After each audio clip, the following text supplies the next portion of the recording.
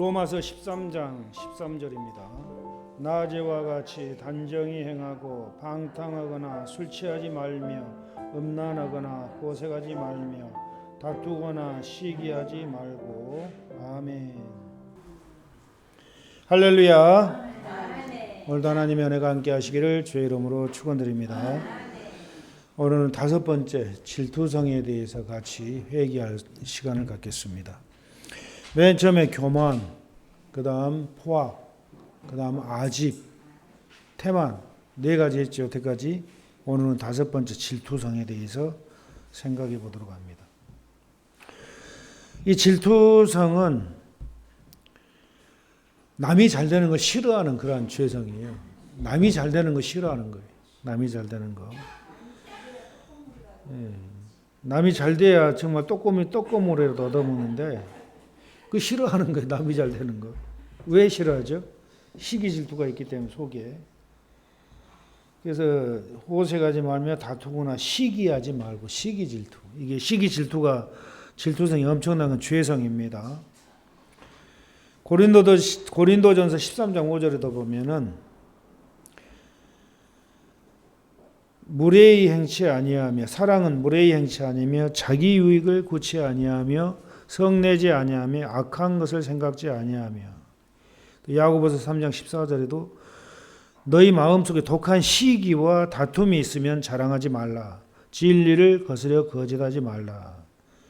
그래서 이런 말씀들은 질투성에 지배받아서 마음과 행실이 더럽혀지지 말라는 그런 뜻이에요. 상대방을 질투하게 되면은 이게 죄악이 발달하면 어디까지 가냐면 사람을 살인까지 가요. 살인까지. 시기 질투하면 미워하게 되고 살인까지 가게 되는 거예요. 그래서 이 질투성은 엄청난 죄악성이라는 거예요. 우리가 잘 이것을 절제하고 철저히 회개하면서 없애려고 발버둥 쳐야 돼요. 질투성은 남이 잘 되거나 축복받는 것을 싫어하는 그런 마음이죠. 얼마나 참 꼬인 마음입니까? 꼬인 마음. 남이 잘 되면 같이 즐거워해주고 같이 축하해주고 이런 마음이 얼마나 아름다운 마음이에요.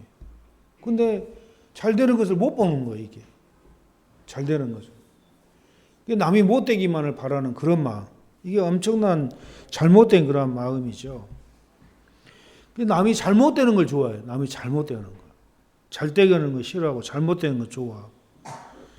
이 시기, 질투, 심술부림, 또 헐뜯고 샘내는 것, 중상모함, 흘기는 눈, 투기하는 것, 이게 전부 다 질투성에 지배받은 마음과 행실이라는 겁니다.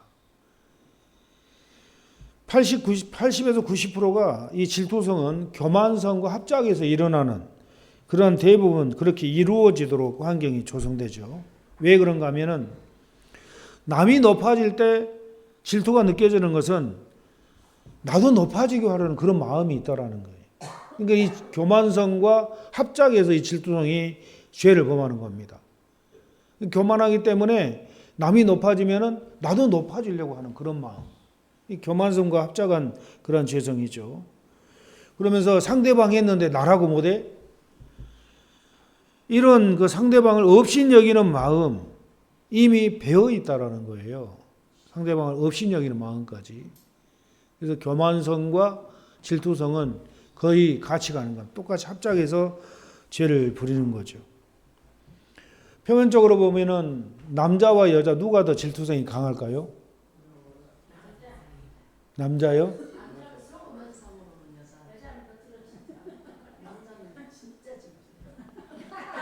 진짜 질투가 강하다. 그 여자들은 남자가 강하다고, 남자들은 여자가 강하다고. 그럼 누가 강한 거예요? 둘 다 강하고 둘 다 똑같다라는 거. 질투성은 겉으로는 여자가 강한 것 같은데 속으로는 남자도 강해요. 엄청 강해요. 질투성이 못 봐주는 거죠. 질투성이. 예.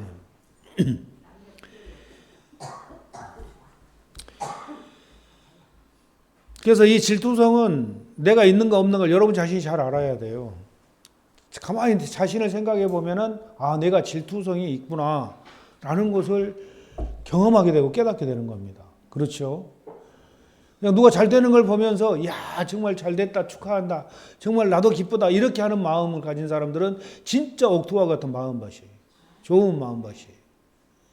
그런데 남이 잘 되는 걸 못 보고 어떻게 하든지 남이 못 되는 것만 좋아하는 거, 이게 정말 악한 그런 마음이라는 거죠.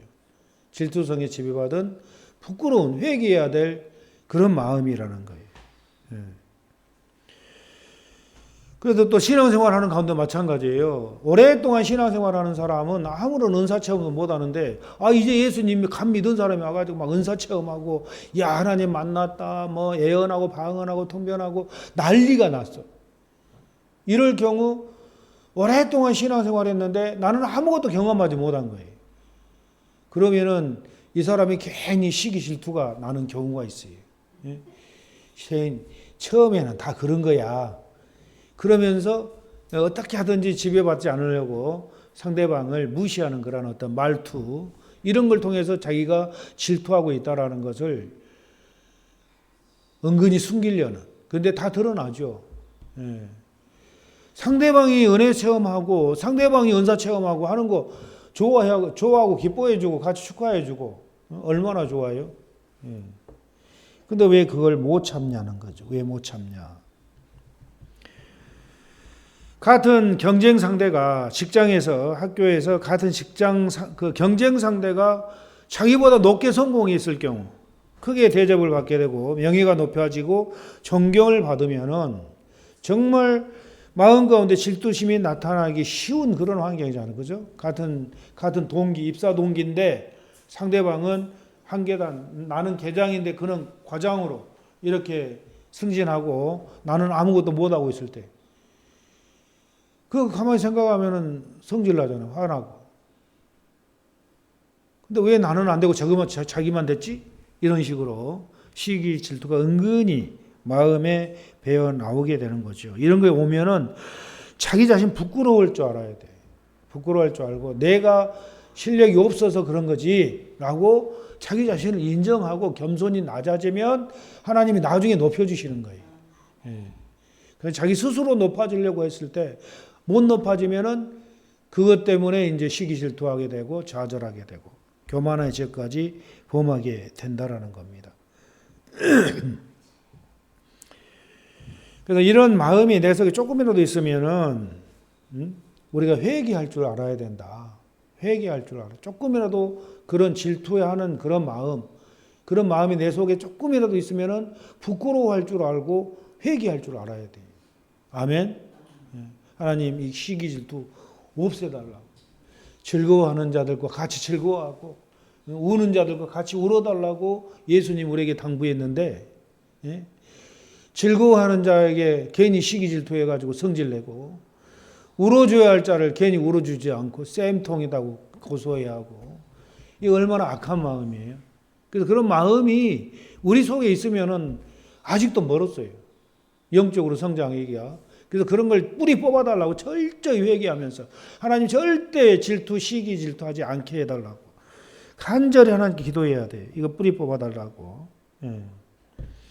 한국 사람이 세상에서 제일 질투가 강하다고 그래요. 한국 사람이. 왜냐하면은 수도 없이 많은 80억 인구가 있는데 이 지구상에는 그 한국 사람 한 5천만 명밖에 안 되는데 질투성이 제일 강한 이유가 사촌이 땅 사면 배가 아프다. 이 속담이 한국에 반해요. 그러니까 한국 사람이 세계에서 제일 질투가 강한 사람들, 이 사람들. 여러분은 그렇게 않을 줄로 믿습니다. 그래서 상대방이 자기 자신보다 잘 되면은 미워하기까지 이르는 미워하기까지. 미워하는 건 살인죄잖아요. 네가 형제를 미워했느냐? 마음에 이미 살인했다. 그렇게 주님은 지적을 하는 겁니다. 그 남의 것과 비교해서 자기의 것을 생각하는 거기 때문에 남이 안 되기를 바라는 거, 그런 그 악한 마음, 나의 부족함이 이상하여 남을 의심하게 되고 남이 안 되면 기뻐하는 행위, 이건 안 됩니다. 이거 없어져야 돼요. 엄청난 부끄러운 행실들이죠. 남이 은혜 받고 남이 영적으로 빠르게 성장하고 남이 하나님의 축복을 받는 것에 대해서 우리가 같이 축하해 줘야 돼. 다른 사람은 하나님 축복 받아가지고 잘 되는데 나는 하나님 축복도 못 받아. 힘들어. 근데 거기에 대해서 이제 실족하고 시기 질투하면 안 되죠.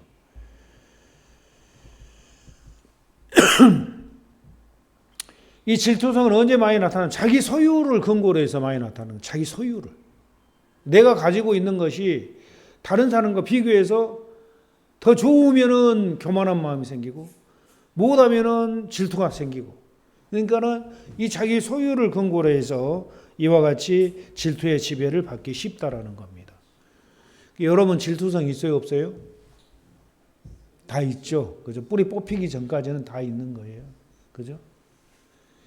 상대방 것이 똑같은 거, 내가 상대방 거하고 내가 똑같은 거 가졌어도 괜히 상대방 것이 더 크게 보이는 거예요.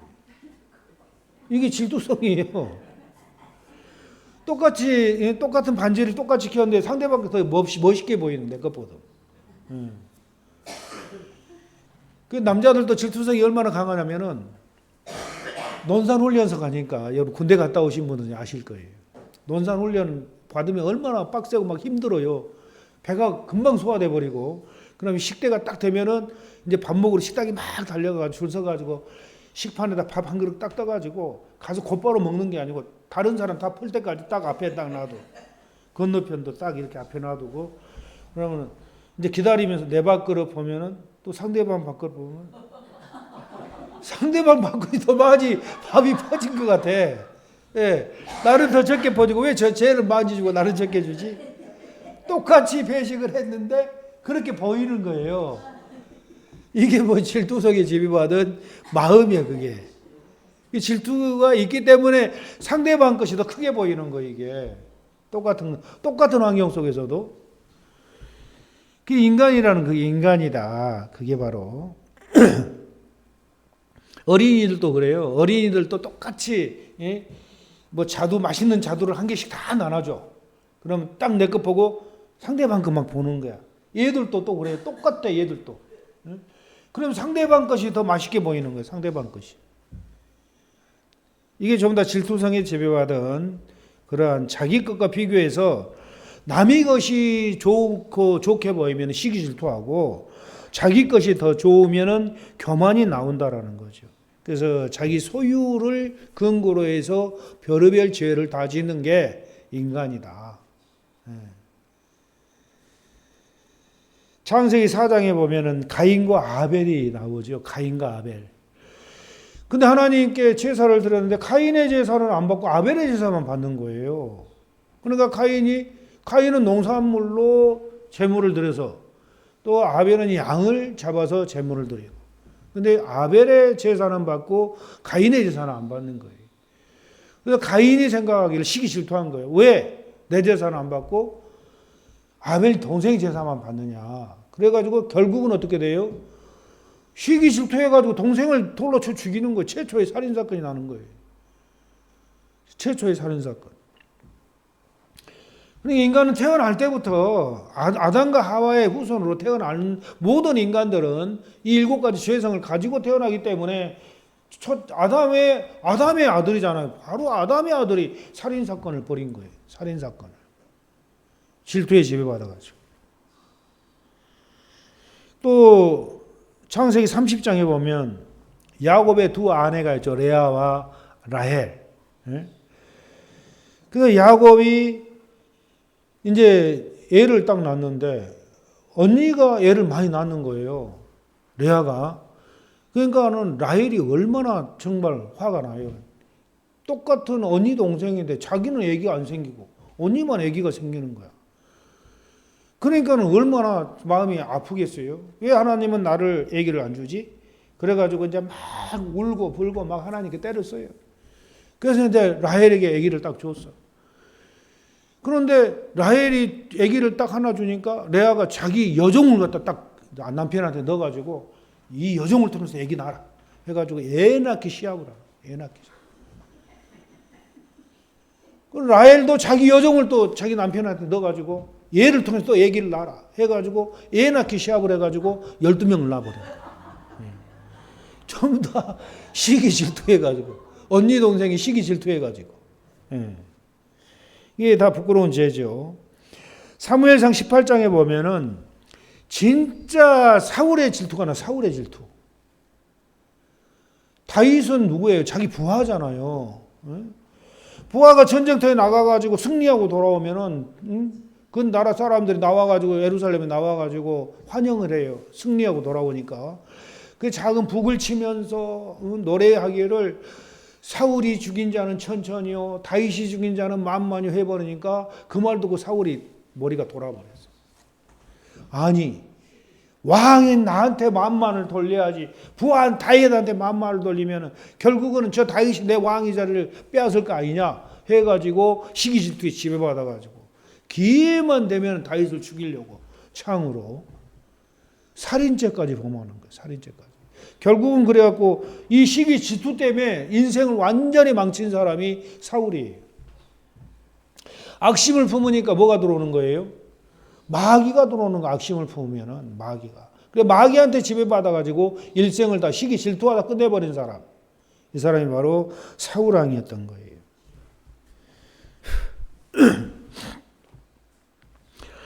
그 마태복음 20장 20절 이하에 보면은 살로메가 요청이 나오죠. 야고보의 어머니, 사도 요한과 야고보의 어머니. 그 야고보와 요한의 어머니 살로메가 예수님을 딱 찾아온 거야. 하루는 12 제자들 다 있는데 그래가지고 인사청탁을 하는 겁니다. 인사청탁. 그러니까 예수님이 이스라엘 왕이 되시면 요한은 예수님 우편에, 야고보는 좌편에 앉게 주시옵소서. 딱 그러는 거예요. 그러니까 그 얘기를 다른 제자들 다 들어버렸어요. 서로 예수님 옆에 앉으려고 그러는데 어머니까지 동원해가지고 인사청탁을 하는 거예요. 그러니까 다른 제자들은 화가 나가지고 야, 니들만 예수님의 제자냐? 우리는 아니냐? 막 그럼 따지고 대드는 거예요. 그러니까 예수님께서 너희들 다 집합 딱 해가지고 너희들 중에 으뜸이 되고자 하는 자는 너희 종이 되어야 된다 하고 강력하게 그냥 못을 박아버리죠.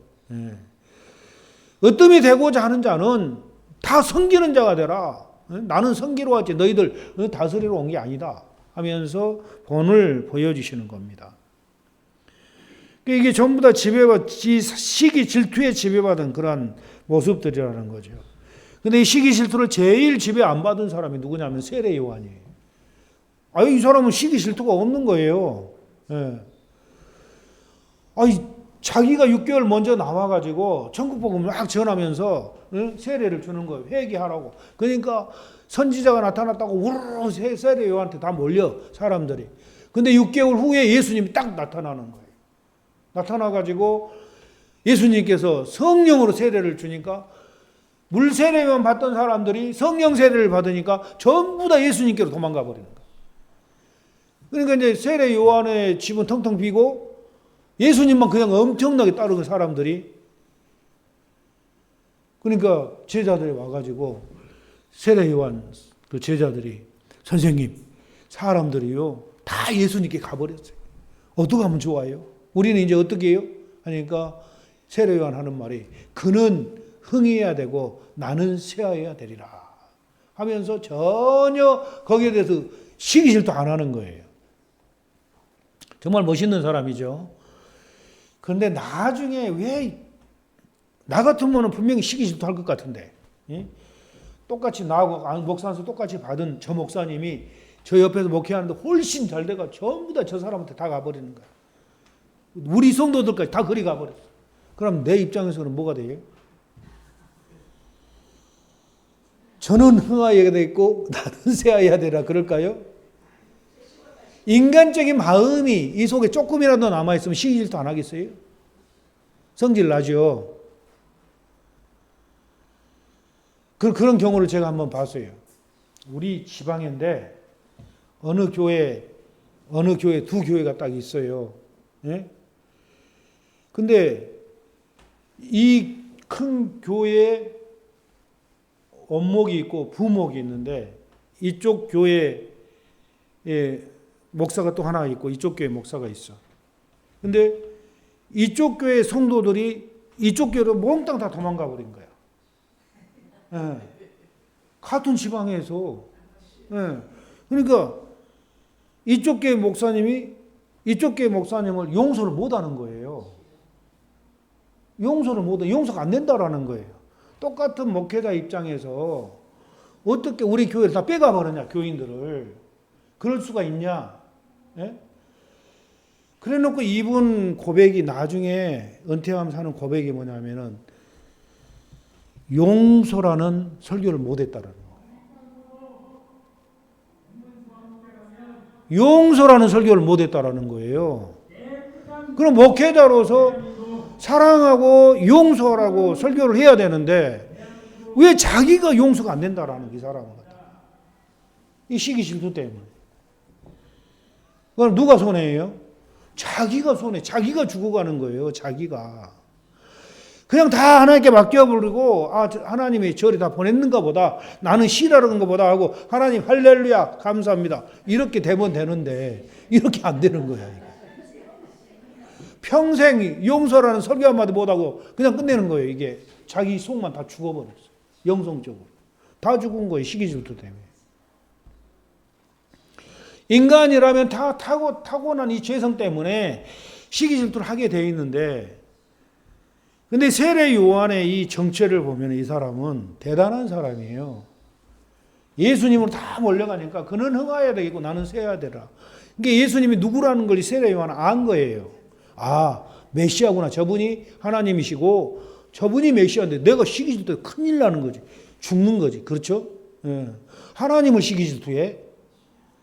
이 세례 요한은 대단한 사람이라는 걸 나중에 내가 깨달은 게 그분이 어떤 분이라는 것을 미리 알았고 세례 요한은 태어나기 전에 태중에서 죄성이 해결된 사람이에요. 그러니까 그런 엄청난 결단을 하는 거예요. 세례 요한은 대단한 사람이에요. 여자로 태어난 사람 중에 최고의 사람이 세례 요한이라는 거예요. 여자로 태어난 사람 중에. 그래서 세례 요한은 정말 훌륭한 사람이다라는 것을 우리가 볼 수가 있어요. 그는 흥하여야겠고 나는 쇠하여야 하리라. 아론과 미리암의 질투가 있죠. 민수기 12장에 보면은 모세를 비방하면서 여호와께 모세 너만 하나님과 말씀하냐? 우리는 말씀하지 않느냐? 하면서 막 시기 질투하면서 막 모세를 공격해요. 그러니까 하나님이 그 미리암과 아론의 말을 딱 듣고 너희들 집합 딱 해가지고는 징계를 하죠. 징계를. 그러놓고 미리암 누나예요. 누나. 모세 동생 조금 시기 질투했다고 문둥병이 딱 걸려버린 거예요. 문둥병이. 하나님께 모세가 살려달라고. 우리 누나 좀 살려달라고 하니까 일주일 동안 저 진 밖에 있다가 들어오라고 해가지고 문둥병을 다 고쳐주죠. 하나님. 왜 하나님의 종을 시기 질투하냐고. 하나님의 종을. 그래서 당하는 겁니다. 잘못하면. 요한 비안네 성인과 레이몽 신부도 아까 원목과 부목의 그러한 관계, 원목과 부목의 관계도 어떤 관계냐면은 이제 담임 목사가 있고 부목사가 교회에는. 근데 이제 성도 수가 많아지니까 부목사를 청빙을 해가지고 부목사를 딱 세운 거예요. 근데 담임 목사가 설교를 해도 은혜 받았는데 부목사가 설교를 하니까 은혜를 더 많이 받아버리네. 맨날 담임 목사 설교만 듣다가 새로운 목사 설교 들으니까 좀 신선하거든요. 그러니까 전부 다 그냥 부목사 인기가 막 엄청 올라가는 거야. 그러니까 담임 목사가 시기 질투해가지고 못 견뎌가지고 부목사 잘라버렸어요. 쫓아내버렸어요. 부목사가 와서 은혜 받으면 우리 성도들 다 은혜 받으니까 얼마나 좋아. 야 잘한다 이렇게 해줘야 되는데 저게 나보다 더 높아져? 안 돼. 너 나가. 쫓아내버리니까 잘라가지고. 이게 완전히 시기 질투 지배받은 부끄러운 그런 행실들이잖아요. 우리는 그런 일이 없겠죠. 어느 수도사가 있는데 그 형은 수도사고 동생은 신부예요. 근데 이제 마귀가 어떻게 하든지 형을 타락시켜가지고 죄짓게 만들려고 이제 꾸미는 거예요. 어느 날 마귀가 딱 변장해가지고 형 수도사를 딱 찾아왔어.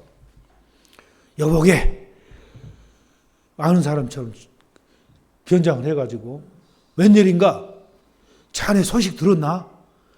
무슨 소식? 자네 신부 동생 있잖아. 저기서 주교가 됐대. 주교가. 그러니까 예수도 그 말을 딱 듣지. 아니 그 자식이 벌써 주교가 돼. 이렇게 그냥 화를 내는 거예요. 동생이 주교가 돼. 잘 되면은 축복해주고 축하를 해줘야 되는데 아니 그 자식이 벌써 주교가 돼하고 시기 질 때 확 집에 와가지고 화를 벌컥 내더라는 거예요. 그러니까 마귀가 깔깔깔 웃으면서 도망가 버리는 거예요. 완전히 마귀한테 당한 거지. 시기 질투하게 돼. 여러분 시기 질투하면은 내 영성적으로 엄청 자기 자신이 죽는다는 거 알아야 돼요. 자기 자신이. 그리고 형제지간 키울 때 형하고 동생 애들 키울 때 부모로서는 진짜 조심해야 될 게 뭐냐면은 서로 비교하지 말라는 거예요. 형 동생을 비교하지 말라는 거예요. 너는 형 좀 닮아라. 너는 왜 그 모양이냐. 이렇게 비교해서 동생한테 핀잔을 주면은 동생은 형과 동생 원수지간 만들어 놓는 거예요. 너는 동생 좀 닮아라. 형이 왜 그 모양이냐. 원수지간 만들어 놓은 원수지간. 그러면 안 되죠. 원수지간. 왜 부모가 형제들을 갖다가 원수지간을 만들어내. 서로 시기질투해가지고 상대방을 못 잡아먹어 한이 맺히는 그런 관계가 돼버리면 안 되잖아요. 그래서 절대 누구를 지칭해서 비교해서 말할 때 그것을 못하는 사람은 시기질투로 마음이 완전히 썩어져 버리는 거예요. 그래서 아이들도 남과 비교해서 말하는 거 제일 싫어하는 거예요. 아이들도 남과 비교해서 말하는 거. 여러분도 그러잖아요. 남과 비교하면 얼마나 좋아해요? 안 좋죠. 여자가 부인이 남편한테 여보 저 옆집 아저씨는 벤츠 샀대. 벤츠. 나는 이제 아빠한테 걸리고 다니는데 그러면은 그 말 듣는 남편 입장에서 기분이 좋겠어요? 아니 그 자식이 뭐 돼가지고 돈을 벌어가지고 벤츠를 몰고 다니면 돼? 쌍놈의 자식 하면서 막 욕을 하고 막 미워하고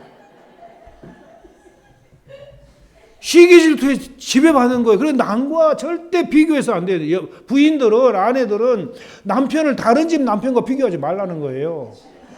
아니 자기 복대로 사는 거지. 왜 남과 비교하냐고. 누구네는 아파트 34평 사는데 아파트 가격이 거의 18억 나간대. 18억. 근데 우리 집은 2억 2천밖에 안 나가는데. 그걸 비교하면 아파트 18억짜리가 생기냐고. 내 능력은 2억 2천밖에 안 되는데. 예? 비교하면은 그 사람 남편 죽이는 거예요. 시기질투하게 만들고 기죽이는 거예요. 기죽이는 거. 남편 기죽어서 부인이 좋을 게 뭐가 있어요. 용감하게 나가서 그냥 용감하게 살 수 있도록 그렇게 해줘야지. 돈은 비록 못 벌더라도. 그렇잖아요. 그래서 남과 비교하면 절대 안 된다라는 거예요.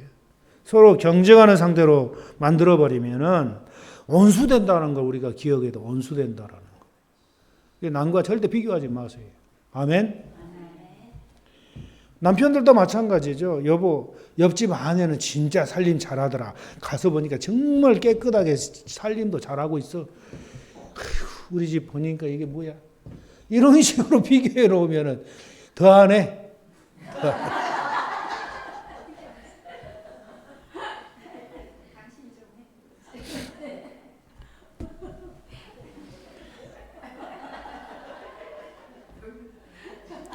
그래서 이 시기질투에 지배받지 않으려면은 자기를 부인하고 자기 십자가를 지고 정말 참회 생활을 열심히 해야 돼요. 참회 생활. 예.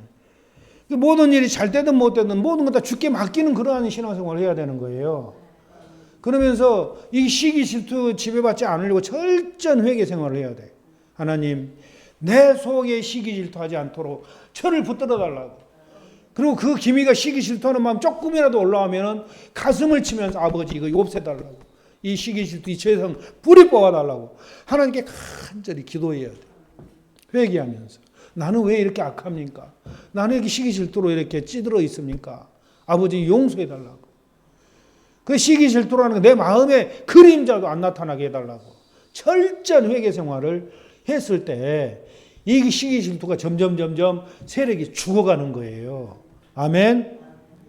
내 평생에는 절대 다른 사람 시기 질투하지 않겠다. 그래서 로마서 12장 15절 말씀처럼 즐거워하는 자들로 함께 즐거워하고 우는 자들로 함께 울라는 이 말씀을 기억하면서 이 말씀을 순종하면은 질투성을 극복하고 빠르게 영적으로 성장할 수가 있는 겁니다. 그래서 남이 잘못된 것 때문에 즐거워하면 이거 완전히 정반대로 추락하는 거예요. 추락. 영적 성장이 아니라 추락. 남이 잘 되면 같이 축복해 줄 때 내가 성장하는 거예요. 남이 슬픈 일을 당하고 어려운 일을 당할 때 같이 위로해 주고 같이 슬퍼할 줄 알고 같이 이렇게 공감해 줄 줄 아는 그런 마음이 영적으로 빠르게 성장할 수 있는 그런 마음이다. 아멘. 그래서 우리 글로리아 교회 성도님들은 절대 질투성에 지배받지 않을 줄로 믿습니다. 그림자만 비춰도 철저히 회개하면서 정말 하나님 말씀대로 남을 위로할 줄 알고 같이 축하해 줄 줄 알고 같이 울어줄 줄 아는 같이 공감해 줄 줄 아는 그런 아주 성숙한 그리스도인들 되시기를 주의 이름으로 축원드립니다.